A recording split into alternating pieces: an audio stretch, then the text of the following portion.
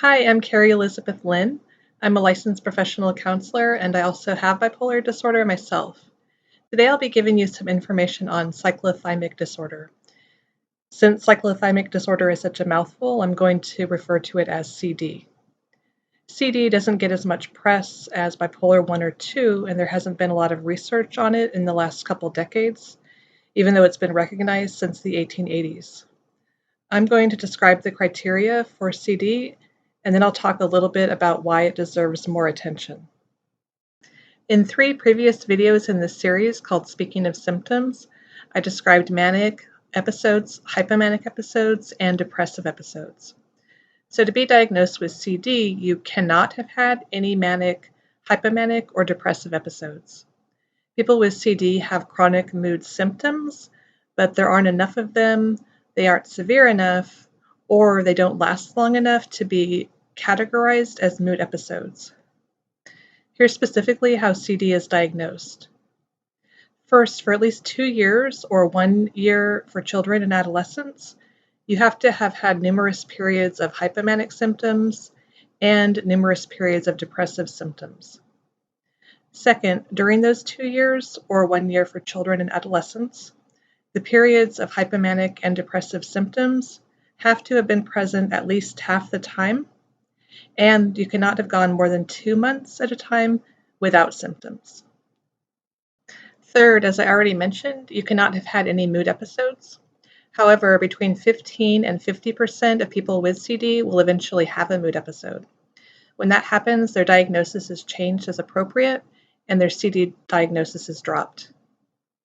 Next, the symptoms cannot be better explained by a psychotic disorder such as schizophrenia, and they cannot be due to the effects of a substance or another medical condition. And finally, as with most mental disorders, the symptoms have to cause significant distress or impairment in life functioning. Okay, so that's what CD is. Now I'll give you 3 reasons there should be more awareness and understanding of the condition. First, CD can be very serious. CD is often described as a mild mood disorder, but it's not. While it doesn't involve mood episodes, it does involve a long-standing pattern of mood instability, or what's sometimes called stable instability. This pattern can disrupt relationships and job performance and lead to legal problems. Also, CD frequently involves co-occurring sleep disorders and substance use disorders. People with CD are seen by others as moody, unpredictable, and unreliable. Also, because their moods fluctuate so frequently, people with CD have on average fewer euthymic days, meaning days when they are relatively stable, than those with bipolar 1 or 2. Second, CD is underdiagnosed and undertreated. This is actually true for all bipolar disorders, but it may be especially true for CD because of the lack of awareness.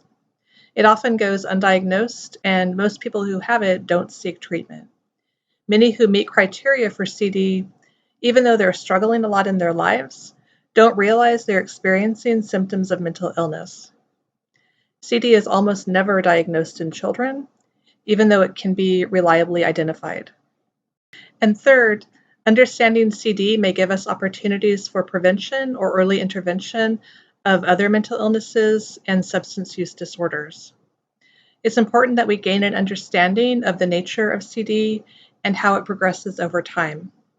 Because there hasn't been a ton of research, it's not clear whether CD is best thought of as a subtype of bipolar disorder, a diathesis, meaning a vulnerability to bipolar disorder, a prodrome, meaning a precursor of bipolar disorder, or a type of temperament or personality style.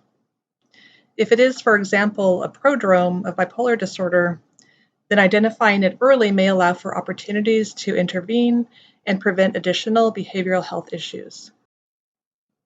Okay, that covers the basics of cyclothymic disorder. I hope I've been able to shed a little light on an underdiagnosed illness that needs more attention. Thanks for watching, and here's to good mental health.